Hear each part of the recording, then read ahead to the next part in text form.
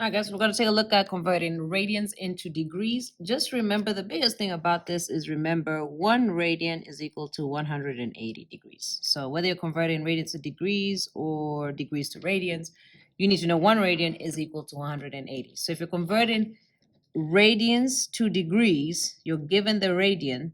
Okay, so remember pi. So you have 7 pi over 3. Pi is equal to what? Or 1 radian is equal to 180. So I can just substitute 180 in there. Put this in the calculator, and you're going to get 420. Okay, nice and easy. All right, convert this into degrees. So now instead of them giving you where you have the pi, they don't give you in the pi. The process is exactly the same. So you have 2.52 in radians, right? And I'm going to multiply that by 180 over radians. The reason I do it that way is because this is in radians right here, and this is in radians. So that way these two are going to cross out, leaving me just degrees. Okay, so I put the radians on the bottom so that they can cross out. If I was doing it degrees to radians, I would flip it. Okay, so whatever that's going to be, you put that into a calculator, and then you should get roughly 143.2 degrees. Okay, so whether they give it to you with a pi in the question or whether they just tell you it's in radians already, 180 over radians. All right, converting degrees into radians. So now we're going the other way. Remember, 1 radian is 180 degrees. So we're given degrees, right? And I'm going to say, I want to make this into radians. That means I need to get rid of degrees, which means I need to put the degrees on the bottom. Why am I putting degrees on the bottom? Because degrees on the top, degrees on the bottom will cancel. So degrees on the bottom, and this is pi. So again, because pi is equal to 180, this is equal to 1. Anything multiplied by 1 is the same thing. So go ahead and put that in a calculator. And I believe they want pi in the answer. Simplest form. Okay, so you're just dividing these two in a calculator, and that's 7 over 12 pi. Keep pi in the answer. Okay, exact trig values graphically using sine and cosine. All right, so given the following unit circle, rotate the green dot to the appropriate angle, then find the exact angle of sine 330. All right, so you have to know where 330 is, which means you have to know this is 90, this is 180, this is 270. Now you have to actually know exactly where this 330 is. 330 is very close to 360, so it's actually the angle over here. So rotate the green dot to that angle right there. All right, then it says find the exact value of this function. Okay, so again, you have the unit circle, but if you didn't, you could just use your hand. You need to find out on the left-hand side, on this side, what is that? This is like going from 360 to 330 is 30 degrees, right? And because I'm going this way, it's negative 30. Well, that's the same way as going positive 30. Just need to remember what's negative in this quadrant. So if I have, okay, so do remember that it is always radical over 2. So 30 degrees that way would be, and if I'm looking for cosine, so my x direction is cosine and my y is sine. So I'm looking for sine. So I'm going to be looking for x is the first one and y is the second. So I'm looking for the second value. So my first one, this would be cosine, but I'm not looking for that. I'm looking for this one. So this would be radical 1 divided by 2, which is equal to 1/2. Now I need to know what in the whether it's positive or negative in this quadrant. Remember, in this quadrant, right, my y values are negative and my x values are positive. So this is going to actually be negative.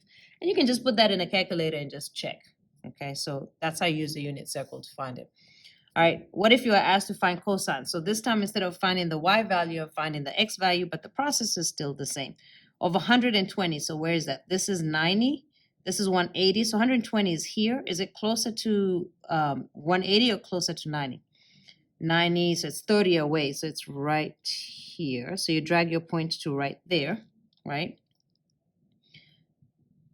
So again, 2 ways that you can do this. You can find out which one is reflected right here, which one of the left-hand side is reflected, or you can use the reference angle rule. So we'll use the reference angle rule. So 180 minus 120 is 60. So I'm looking for 60 on my left hand, okay? So this goes 0, 30, 45, 60. So I'm going to put this down, and I care about what? Cosine, which is my x value. So cosine is my x value. So this is my x and this is my y. So I care about this one right here. So it's 1.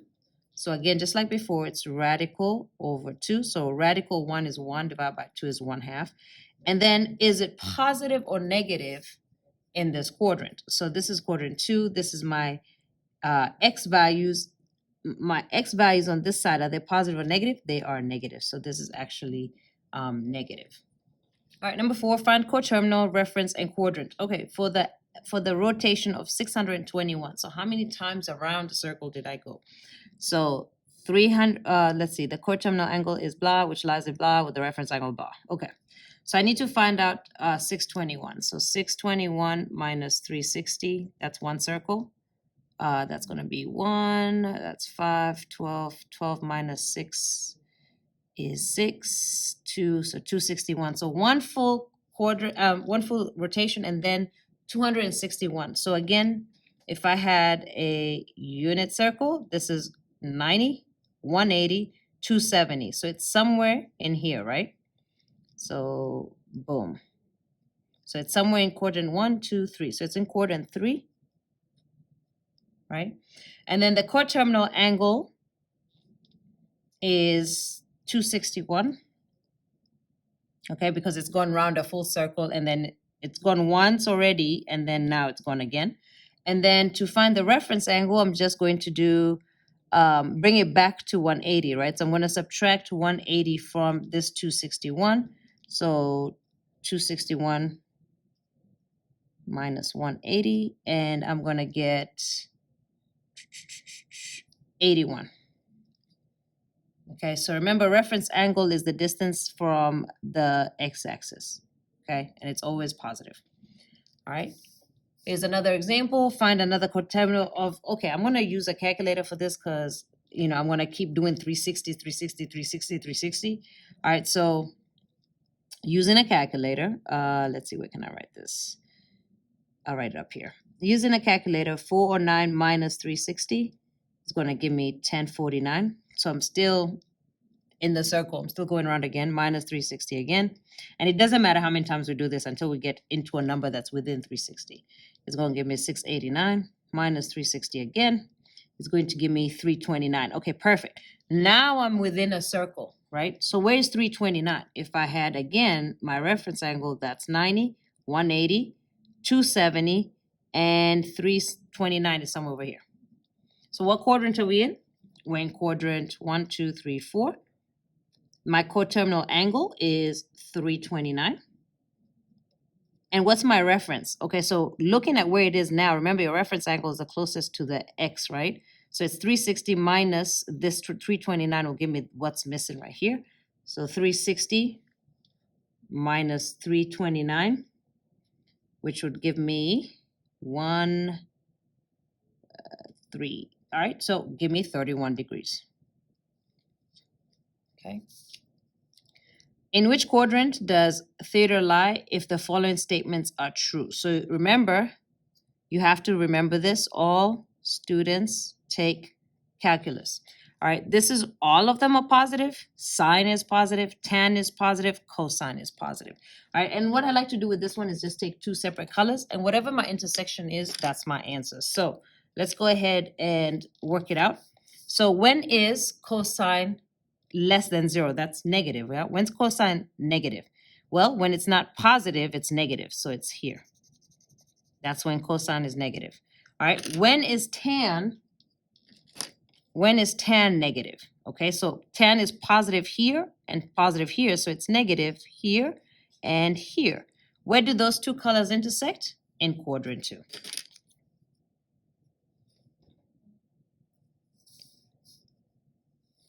All right, find the exact value of tan 120 in simplest form with a rational denominator. Okay, meaning you're not supposed to be using the calculator. You're just supposed to use a unit circle. All right, so tan of 120. And remember, tan is what? Sine over cosine, right? So it's sine of 120 over sine of 120. And again, using your unit circle. Now, if you don't have your unit circle as a reference, you can use, so I'll do it right here on the side as to how to find it. Once you know your left-hand rule, you know everything you need to know. All right, so this is 90. 120 is just past 90. Yeah, just past there. Okay, so really I need to know what my sine and cosine, cosine is, cosine is the x-axis. My cosine and sine is. Okay, so I can put them over each other of this angle right here, which has a reference angle, and I'm just going to use a reference angle. If it's 120, 180 minus 120 is going to give me what? 60. So I need to my left-hand rule of 60, and then I'm going to talk about whether it's negative or positive in that quadrant. As a matter of fact, let me do that now. All right, cosine. So if I look on the x-axis in this quadrant, this x-axis will be negative.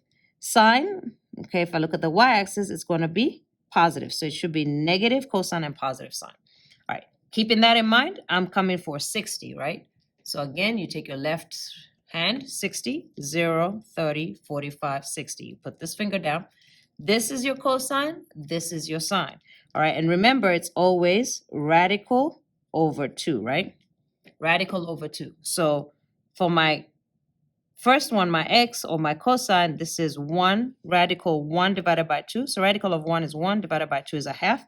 And it's negative. So this cosine is negative 1/2. And sine, okay, so putting that finger down, is 3, right? So this is going to be radical 3 over 2. And it's positive. Okay. Then you're going to keep the first one, change the division to multiplication, and then flip this one. So 2 goes on top, 1 goes on the bottom, and don't forget that it's negative. Doesn't matter where you put the negative. All right, multiply. Oh, actually, I don't need to multiply that out. This crosses out with this, and we're going to have negative radical 3. Okay, so tan of 120 is negative radical 3. All right. Find the exact value of tan A in simplest radical form. All right, so we do need to label tan A. So here's A. So that means I'm talking about this angle right here. If I go opposite the angle, that's going to give me O. If I go, the man right here, he does what? He P's on H. And then whatever is left is A. All right, so since we're looking for tan, we're going to label it out. So, ka, to, a. Okay, so if I'm looking for tan, I'm looking for this one. So how do I set that up? I go tan of the angle, which is A, is equal to O, which is 12, over A, which is radical 52. Now, can I have a radical at the bottom? I cannot. So what do I have to do? I have to multiply it by, rationalize the denominator, radical 52 top and bottom, to get rid of it. So you're going to have 12 radical 52 over, and this is going to just be 52. All right. Of course, if you put that in, you're going to get it wrong because you have to simplify it. Okay, so let's talk about first, let's simplify. We'll simplify the radical in a second, but let's also simplify the outside. So what number goes into 12 and 52? Okay, so you can kind of work through, actually, let me do the radical first because I might even need more. All right, we're going to break down 52. All right, which breaks down to, let's see, 2, half of 52. 2 times 25, 26. Break that down. That's going to be 2 times 13. Can I break down 13 anymore? No, so that's it. All right, so 2 times 2 times 13. Okay, I need perfect squares, and I know 2 times 2 is what? 4, right? So I can say radical 4 times radical 13. And this is going to give me, of course, 2 radical 13. Okay, so I'm going to put that right here. So I have the, and again, there's so many ways you can teach this and walk through this. While I'm here, so I'm gonna write this in. So this is 2 radical 13. Okay, now we still have this fraction outside. 2 goes into 12 6 times, and into 52, 25, 26. 2 goes into 6 3 times, and 2 goes into 26, 10, 13 times. All right, so I have 3 on the top and 13 on the bottom. Then 3 times 2 is what? 6. So my final answer is 6 radical 13 over 13. All right, so in triangle blah, blah, blah, measure of W is 90, boom. So they tell us all of this. Okay, what ratio represents secant? All right, so you have to know what they are. So remember, cosine is sec, because I remember it looks just like cosine reading it backwards. You see that? Okay. Tan is cot. Again, because when I read it backwards, I see the T. And then sine is the only one that I have to remember because it has no kind of relationship to remember. So this time we're looking for secant. So secant is what? 1 over cosine. So secant is 1 over cosine of whatever your angle is. All right, and we're looking for V. All right, so what is cosine of V basically? So here's V. I'm going to go opposite V. That's O. Here's my man. He does what? He pees on H, and this is A. So SOHCAHTOA says that if I'm looking for V and I'm looking for cosine, because I need cosine for secant, right? Cosine, I will do A over H. Okay, so this is 1 over cosine, which is A over H. So 15 over 17. All right, so remember, you're going to keep, change to from division to multiplication, flip this. So 17 over 15. 1 times 17 over 15, so secant of V is equal to 17 over 15. Okay. All right, midline. Determine the equation of the midline. All right, so remember, midline is the middle. But if you can't find the middle really easily, you want to look at the maximum and the minimum. All right, that distance there divided by 2. So that distance is 6, or you can say 5 minus -1, which is equal to 6, and then divide that by 2, which is equal to 3. So what that's saying is not that the midline is at 3, but that it's 3 boxes away. So I count 3 boxes, 1, 2, and 3. And I'm going to check that if I draw that midline right there, do I have that same distance? 1, 2, 3, 1, 2, 3. I do. So this is my midline. And remember, you always, always, always write it as an equation. So y is equal to 2. Okay. So if you can see it, that's great. If you can't see, just do the maximum minus the minimum. All right, amplitude. We kind of actually talked about this just now. Amplitude is the distance from the midline to the top of your graph, or the distance from your midline to the bottom of your graph. So whichever one. So we can use this exact thing that we just did to find your amplitude. So if you can spot your midline, you know your amplitude. If you can't, you go to your maximum, you go to your minimum, and divide it by 2. So 3 minus -5 divided by 2. Well, this distance here is 3 plus the 5, which is 8, divided by 2, which is 4. So 4 boxes or 4 units will give me the middle. So 1, 2, 3, 4. So this is my middle right here. And I'm just going to double check it before I write my answer. 1, 2, 3, 4. And this is saying 1, 2, 3, 4. Perfect. So this is my midline, y equals -1, but my amplitude is equal to 4. All right, what is my period? Okay, you do have to remember the formula for period.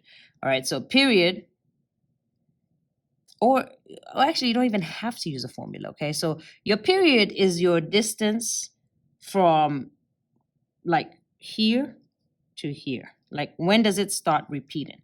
Now you could use your distance from here, and this is one oscillation right here, but not everybody sees that. Let me draw that out real quick.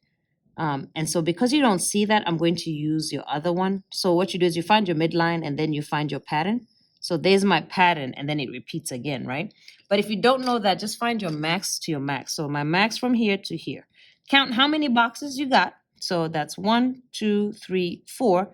Start at the origin and go the same number of boxes. 1, 2, 3, 4. And that is your period. So my period is 4 pi. So two methods of looking at it. All right, determine the period from an equation. Okay, so again, you're given a formula, right? Period is 2 pi over b. All right, so this isn't in, so again, this isn't in general form. You're supposed to have the b outside, but it doesn't really matter because once you multiply it in, this is still going to be b, but this is your phase shift is going to be different. So for right now, it doesn't actually matter. My b still stays the same. So this is my b. So 2 pi over 5. So all you got to do is put 2 pi on the top. My b is 2 pi over 5. All right, we're going to keep the 2 pi. You're going to change the division to multiplication. You're going to flip. So keep, change, flip. So this is going to be 5 on top and 2 pi on the bottom. Well, what can you do right now? I see 2 pi and 2 pi. So that answer is my period is equal to 5. Okay. Write a cosine function that has an amplitude. Okay, so they're telling you what it is. An amplitude of 2, a midline of 5, and a period of 3 pi over 4. All right, you do have to remember that your general formula looks like this. So let me write it right here. Y equals, and because we're dealing with cosine, I'll use cosine. So y equals a cosine, and what's a? My amplitude, cosine, and then b, okay, which is that, 2 pi divided by period. And then inside you're going to have x plus c, and what's c? C is my phase shift in the x direction, on the opposite of what I think. And then plus d, and what's d? My phase shift up and down in the y direction. Okay, so that's what we have, and now we're just going to write it, this information. So I'm given y equals a, my amplitude is 2, so y equals 2, then cosine, and I need to find b. So b is 2 pi divided by the period, which is 3 pi over 4. So I'm going to keep the 2 pi, I'm going to do it right here, change the division to multiplication, and then flip this. So 4 goes on top, and then 3 pi goes on the bottom. Okay, what can I do right here? I can simplify that.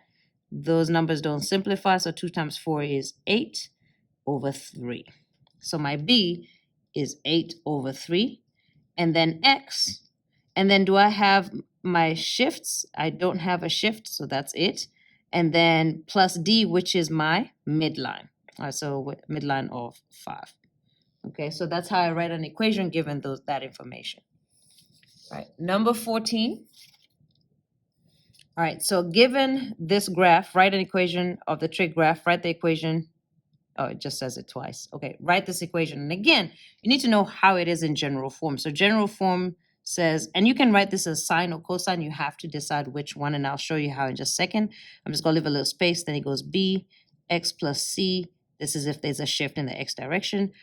Plus d, that's my midline. So let's just start with the easy things. My amplitude, the midline, let's see what those are.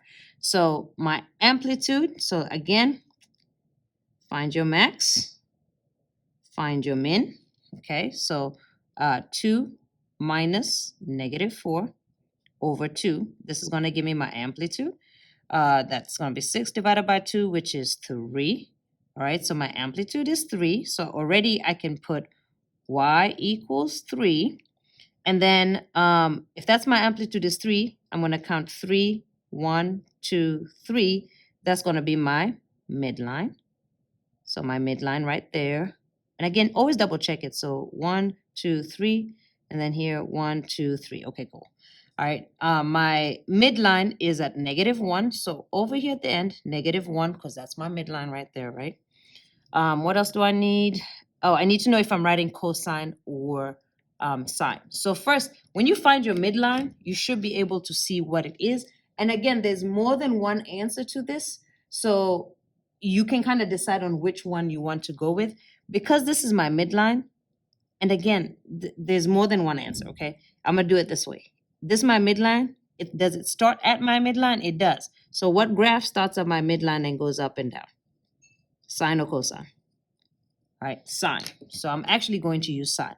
Can I write this in terms of cosine? Of course I can. I can put cosine here with a shift, what's that, 3 pi over 2 to the, so again, so I don't want to add this in here, but I can. I can write cosine. Maybe I should do both.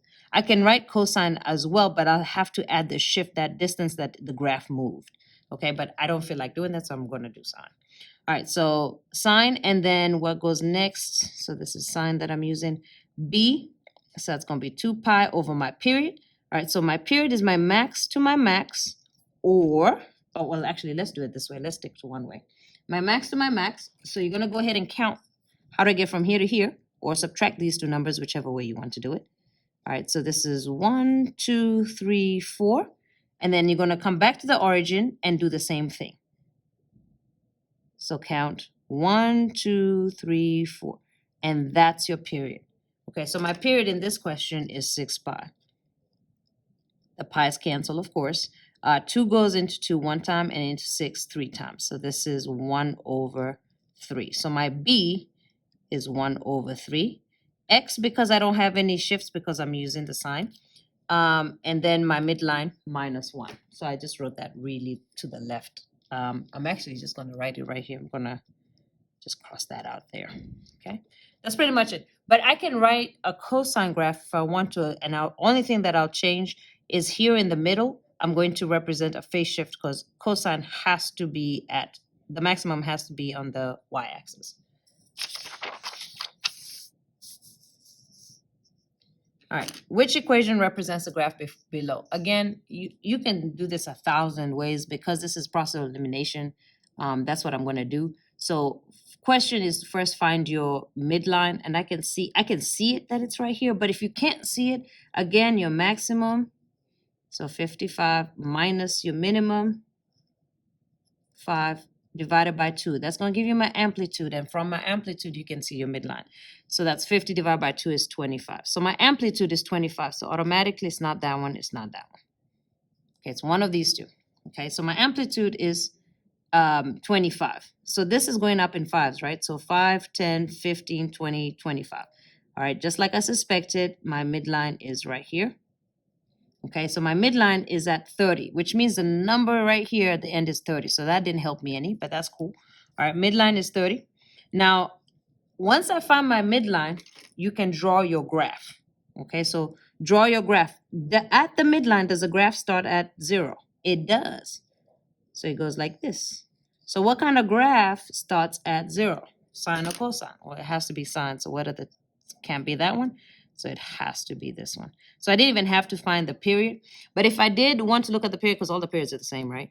If I did want to find the period, remember it's from here to here. Count the boxes, 1, 2, 3, 4. Then count from the beginning here, 1, 2, 3, 4, which would give me 80, right? Now, remember, period, no, not period. B is equal to 2 pi over your period. So 2 pi over, and what did I get? 80. Okay, so this simplifies. 2 goes one time and here 4 times, and that's pi over 40. But it doesn't matter because all of them were the same thing. Okay, but in case you did need it. All right, number 16. Determine the maximum and minimum value of this. Okay, so we've already kind of talked about this more and more. Given, so there's a shortcut, but even if you don't remember the shortcut when you're taking the test, you can still figure it out. So if I look right here, right, my maximum is 55, my minimum is 5, right? And given that you're given your amplitude, so my amplitude is 10, right? 10, this means this distance here is 10. And your midline starts at -2, so ignore this, -30, okay? So it starts at -2 and goes up 10 spaces, okay? So it starts at -2 and goes up 10 spaces, so it's going to be 8, okay? You get your minimum, it's going to go down 10 spaces, so it's going to be 12. So this is 8 and 12. But if you do not remember them, that's okay. You can just work through the formula. Like if you can't figure that out, you can definitely just work through the formula. And what does the formula say? It's your amplitude plus or minus your midline. So it's 10 plus or minus your midline, which is 2. So 10 plus 2 is 12, and 10 minus 2 is 8. So which one's your max, which one's your min? So my minimum has to be a smaller number, maximum is your bigger number. So it's your amplitude plus or minus your midline. But I never remember it, that's why I have to figure it out like manually. All right, law of sine. All right, cool. All right, so in the law of sine, we know that it's either whatever you're looking for goes on the top. So since I'm finding the length, I know L goes on the top. But before I can start working this part, I need a triangle. So triangle JKL. And how you label this does not matter as long as you go opposite. All right, so little j, so let me do this. Across is little j, across is little k, and across is little l. All right, let me put in my labels. So j is 8.1, little j. Capital K is 160. So this is clearly not to scale. Angle L is 14. Find the length of L. So we're looking for this, okay? So whatever you're looking for goes on the top. So little l goes on the top. On the bottom of little l will be sine of capital L, and capital L is 14. Equals, and you have to keep the order the same of whatever information you're given. So I need an angle and a side. Looking at this information, I don't have K, so first I need to find it. Oh, they try to trick me on this. But I do know J, right? So J is across from J. How do I find this angle right here? I know that all angles in any triangle add up to what? 180. So I have 180 minus 160 minus 14. It's going to be 20 minus 14 is 6. So now I know this angle is 6. Now I can set it up because they are my J's across from each other. So little j on top, 8.1, capital J, sine of 6 on the bottom. Multiply both sides by sine of 14. So times sine of 14, sine of 14. This crosses out. This is little l is 18.7 inches. All right, here's another question. Again, first start off with the triangle. How you label this doesn't matter. As a matter of fact, I'm going to show you. I'm going to go backwards this time, right? So I'm going to start here, L, M, and then N. It does not matter how you label it. It just matters that across from M is little m. Across from N is little n. Across from L is little l. That's all you need. All right, let's label what they give us. Little n is 92. N, capital N is 46. N, 46. Capital L is 11.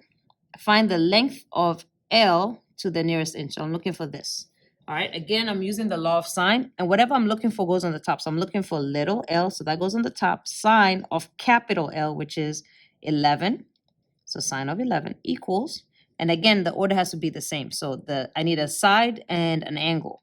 So here's an angle. Am I given the side? I am. All right, so this time I didn't have to find it. So little n, which would be 92, over sine of 46. Multiply both sides by sine of 11. This is going to cross out. So L is approximately, and this is to the nearest inch. Just going to put that in the calculator. L is approximately 24 inches.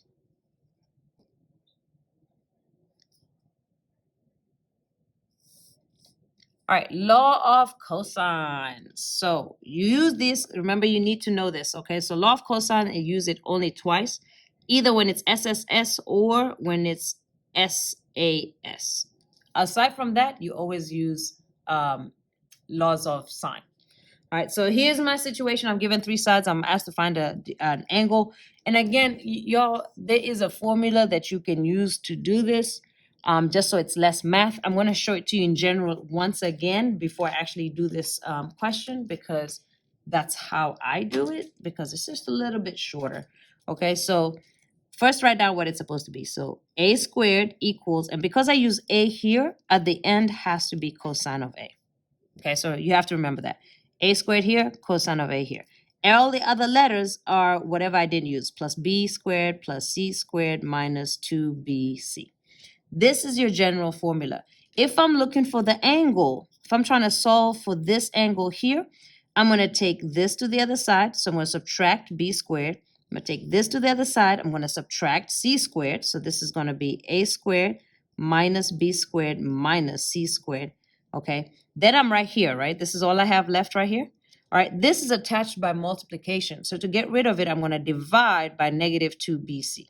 So I'm going to divide by negative 2bc. And that's going to give me cosine of a. So if I wanted a, I would obviously take the inverse cosine of this whole thing. So A is equal to that. Now, the reason I do that is because now when I come to do this question, it's so much less math, okay? So you can write that in general. The only thing that you need to remember is whatever side you're looking for has to, the A, this A and this cosine A have to be what they are, okay? So be careful. They're minus B squared and C squared, but this A must be with this cosine A. So you have to identify what that is. All right, so let's go ahead and do this question. All right, in triangle, R, S, and T. Oh, across from R is little r, across from S is little s, across from T is little t. Okay, R is equal to 850, little r. Little s is equal to 250, and that's equal to 940. Okay, find the measure of angle S. So S is what I'm looking for. So if I'm looking for angle S, this has to be what? Angle S. So the rest don't matter, but it's very important that this is angle S. So if I'm looking for angle S, so I'm going to use the formula right here. It's going to be the inverse of, and this has to be what? Angle S. It has to match. So this has to be S squared minus, and this is the other letters. So what do we have? R and T. So R squared minus T squared. All over minus, and remember this is whatever these other two letters are. It's not the S. So this is 2 R and T. Okay. Once you put in those numbers, you put it in the calculator. So this is S equals the inverse cosine of, all right, S, now I'm putting in numbers. So S is 250. R is 850. T is 940. All over -2, and R is 850. And T is 940. All right, put that whole thing in your calculator. Make sure that your calculator is in degrees. Degrees. All right, hit the little spanner thing. Y'all, I can't draw to save my life. All right, degrees, hit the little spanner thing, and then put the whole thing in there, and you're gonna get it is approximately 15 degrees. Okay. Now, if you want to do it the long way, that's fine. You can still put it in here, and then start doing the math for it, and that's okay. I just would like to do it the shorter way. All right. Side angle side, we know that's law of cosine. So again, are we looking for the angle or the side? Okay, we're looking for the side, so the side is fine. All right, so here is my triangle. We have K, and again, remember, this doesn't matter how you label this, L and M, as long as you go little m, little l, little k, okay? All right, L is 2.4, little l, 2.4. Little m is 4.2. And big K, big boy, 159. All right, cool. Find the length of K. So this is what we're looking for. All right, so remember your setup, right? It has to be whatever you're looking for. This is little k, by the way. K squared must go with cosine of capital K. Okay, must. And then the others are the other letters. So what are my other letters? L and M. So I've got L squared plus M squared minus 2LM. And then you just put in the numbers. So we have K squared equals, what's L? L is 2.4 squared plus M, which is 4.2 squared, minus 2L, which is 2.4, M, which is 4.2, and then cosine of K, which is 159. All right. Now, before I put this whole thing in the calculator, when I want to find just K by itself, what would I need to do after I put this in the calculator? I would have to take the square root of both sides, right? So that we can do this one time, you're going to put the square root of all of this with, in fact, matter of fact, let me put these parentheses on here. Exactly as how it looks all the way through, and then you're going to get an answer. So little k is going to be equal to roughly 6.5. And this is inches. All right, so 6.5 inches.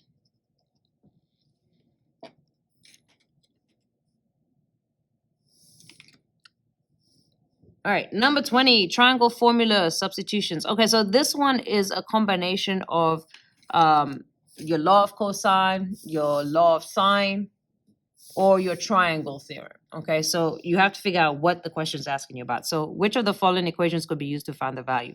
Well, what are you given? Okay, to find the value of x. So this is what you're looking for. So technically I could use, okay, so I can't use sine, right? Because if I'm looking for this, I need to find this. So side, angle, side, which means this is side, angle, side, or you could look at it as SSS. Okay, which means I'm using law of cosine, which is why this is here. All right, so again, we're looking for the angle, and you'll notice, right, one of them is negative, right? And that has to be my what? My a squared. So going back to when I did it here, if you didn't watch number 18, please rewind the video and watch number 18 because I'm not writing it down again. The big thing to take away is because this is negative, matter of fact, I'm just going to copy this over there because I see they rewrote it. Okay, so I'm just copying this over here. So a is the inverse cosine of a squared minus b squared minus c squared over negative 2bc. All right, and I can see that they're rewriting it. I don't see a negative on the bottom, which means they've gone ahead and taken account of that. So if I take an account of that, this is the same thing as saying, and this is cosine negative 1, of course. If they're dividing by a negative, this one's going to be negative. This one's going to be positive. This one's going to be positive. And then this is going to be positive. Okay, so I'm just taking that negative that's on the bottom and dividing each thing by it because I can see no negatives exist on the bottom. So once I have my general formula, so remember this is A, right? So I just need to keep track of where capital A is and what a squared is. So a squared is the only negative. So looking at my negatives, okay, here's my a squared right here. The rest of the numbers are what they go together. So that's really all I need to know, right? My a squared is the same. My a squared is the same as the angle I'm looking for. And I'm looking for this angle here, right? Which means my little a must be over here. So I need one of these to be 44, and the only answer that is cosine of x. All right, I could go through the whole formula, and I really could. It's not even a problem. Let's label this capital A, capital B, capital C. So little a, this is little b, this is little c. All right, so the setup would be minus a squared, so minus 44 squared, which is right here, plus b squared plus 48 squared, plus c squared plus 68 squared, all over 2 times, and then b, which is 48, and times c, which is 68. All right, so that's why this is the answer. All right, so you basically have to know what your cosine, your sine, and your triangle rules. All right, determine the number of different values that x could be based on this information. Okay, so given this triangle and that sine of x is equal to this, what would x be? All right, so first you got to find out what is this in terms of an angle. So how do I do that? X is equal to the inverse sine of 0.8736. You got to find what the angle is. Right now you don't know what the angle is. All right, so once I find out the angle, I see that the angle is equal to roughly, and we just do an approximation. This is 60.9, okay? So determine the number of different values that it could be. So 60.9, will that work? If this is 60.9 plus 24, is that going to be basically enough to make a triangle? It is, because that's what, 84.9? So yes, it makes one triangle. Does it make two triangles? Okay, so it's at least one triangle. Does it make two triangles? So we're going to check that. So now if it was, let me explain it this way. All right, so my angle is 60, so that's over here somewhere, right? This is my angle. But remember, it could also be in quadrant 2, right? So this would be 60 as well. So 180 minus 60 would give me this whole thing right here, right? So 180 minus 60.9 would give me 120, 119.1. So now I need to check, would this be equal to a triangle? So let's see. So we have my angle, which is 119.1, plus the 24 I already have here. That's going to give me 130, 140, 143.1. All right, is that less than 180? Because I need something to make it a triangle. Yes, it is. So this has two triangles. So this is two, I guess, how do I write this? Two triangles. All right, which brings us to what we need for our ambiguous case, because in our ambiguous case, you could have 0, 1, or 2. And I'm going to do two examples of ambiguous because I don't want you to, get lost in, the math or whatever. So I'll just make sure that you do understand how to do it. All right, so first you got to draw your triangle. So we're gonna make the assumption that they are triangles. Okay, we're gonna make the assumptions that they are triangles, and then use our knowledge from here to determine if it's 0, 1, or 2. All right, so draw triangle R, S, and T. Little t is 3.7. Little r, they don't give us. Little s, 1.7. Capital S, 155. And we want to find that. Okay, so I'm going to use the law of what? Because I'm given basically, is it SAS or SSS? No, because I'm not looking for this side, so it's not SSS. Is it SAS? Am I looking for little s? Nope. So this is the law of sine. So I'm going to use the law. Well, clearly it says law of sine here. I'm tripping, y'all. All right, so I'm going to use the law of sine. I'm looking for capital T, so that needs to be on the top. So sine of capital T over little t. Little t is 3.7. Is equal to the one I already know. So this is the one I already know right here. And we have to keep this order the same. So sine of capital 155 over the little 1.7. All right, multiply both sides by 3.7.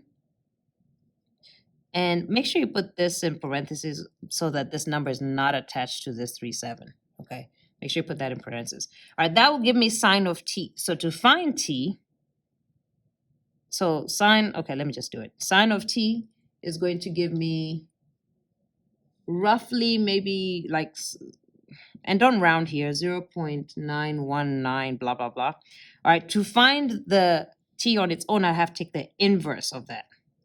The inverse of 0.919, blah, blah, blah. So that's going to be roughly equal to 66.9. And I'm going to round at this point, 66.9.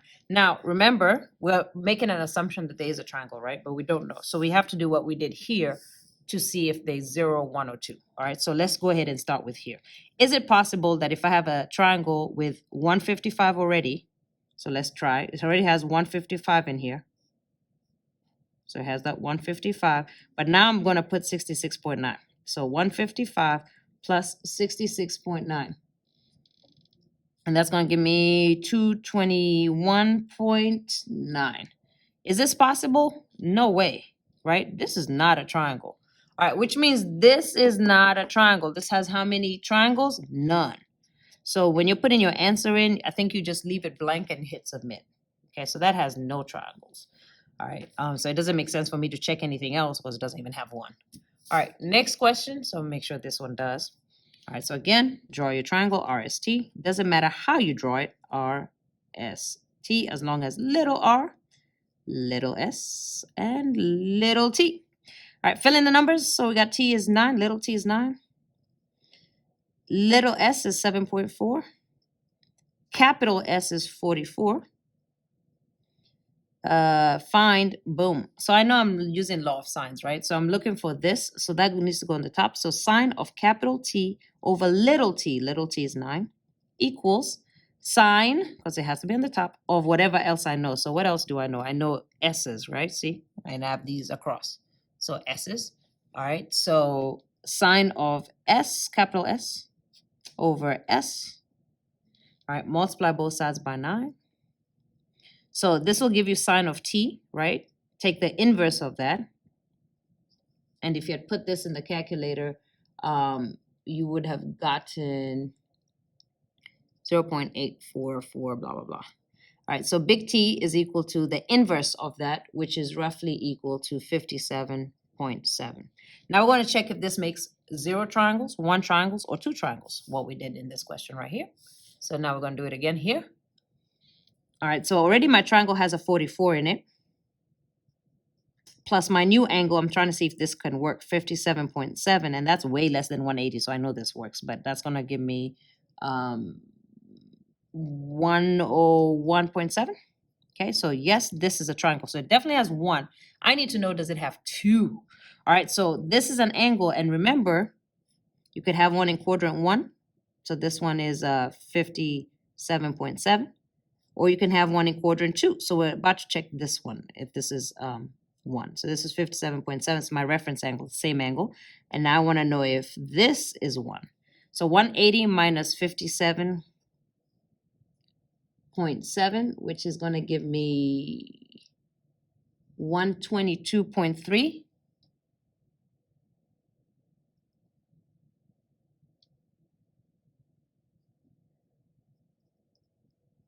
All right, now we need to check, does that make a triangle? So remember, my original triangle has that 44. Plus, I'm checking if this new value works.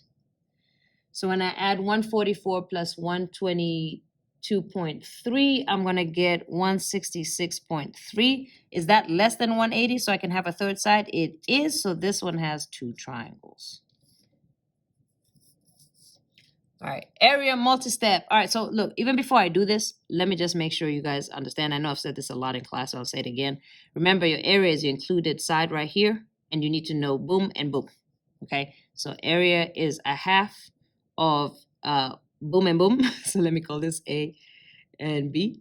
All right, so it's your inscribed angle and the ones right next to it. Okay, so this is 1FAB and then sine of A. That's what we're looking for. So whatever this triangle does, if it doesn't give me this, I have to find my missing sides. Okay, so just FYI. All right, so let's go ahead and start off with the triangle. So it's OPQ, and again, it doesn't matter how you start, as long as this is little p, this is little q, and this is little o. All right, little o is 6.6, little p is 8.7, and little q is 7.9. All right, so I'm given side, side, side. Okay. Find the area to the nearest tenth. So if I'm given side, side, side, I already know, okay, first of all, I don't have no angles, right? And I need an angle and then the sides right next to it. But since I already know this is SSS, what can I use, what law can I use to find an angle so that I can find my area? Well, SSS automatically, it should ring that you should use the law of cosine. Does it matter which one I find? No. Take your pick. So I'll find big Q. All right, so if big Q is what I'm finding, to set up my equation, I'm going to have little q squared equals, and at the very end, I'm going to put cosine of capital Q. Remember, for the law of cosine, this must be the same. And then the other letters in between. So that's going to be O squared plus P squared minus 2OP, cosine of Q. All right, let's put in our numbers. So Q squared, and again, I know, I don't feel like doing this the long way. So because I'm looking for my angle, remember there was a way for me to do this. I just needed to remember, okay, so again, back from here, I just needed to remember my A and cosine A. So right here. So I'm going to copy this formula back down here, okay, but I'm going to put it in terms of this. If you want to do the math, you just plug in the numbers and then solve for Q, but I don't feel like doing all of that. So I'm just going to copy down this over here and use these letters. I'm sorry. All right, so I've got big Q and little q. That's going to be my big A and my little a. So this is going to be Q squared and this is going to be Q. All right, so I'm going to go ahead and put it right here. Q is equal to the inverse cosine of what my little a would have been, which would be Q squared. Then minus, and now it's just minus all the other letters. So I don't even have to worry about it. Minus the other letter, minus the other letter, minus 2BC. All right, so it's minus the other letters, which is O and P, right? So minus O squared minus P squared over negative 2OP. So that's really my formula. Now I'm just going to put in my numbers. So Q is equal to inverse cosine of Q squared, which is 7.9 squared, and you can put that in parentheses, minus O squared, which is 6.6 squared, minus P squared, which is 8.7 squared, all over negative 2, and then O, which is 6.6, and P, which is 8.7. Put that whole thing in the calculator. You're going to get Q is equal to 60.33, blah, blah, blah. All right, now that I know that, remember I'm looking for this, right? And I have it down here. So this is my Q. So I have this, and I'm using this and this. So this is going to be 1/2. So my area is 1/2. AB, these two right here. So 6.6, 8.7. And then whatever my Q is, which is sine of roughly 60 point blah, blah, blah. So in the calculator, that comes up to roughly 24.9. So that's my area. All right, so sometimes you're going to have to find a side or a length to find out the area, but you use your law of cosine or your law of sine to do that.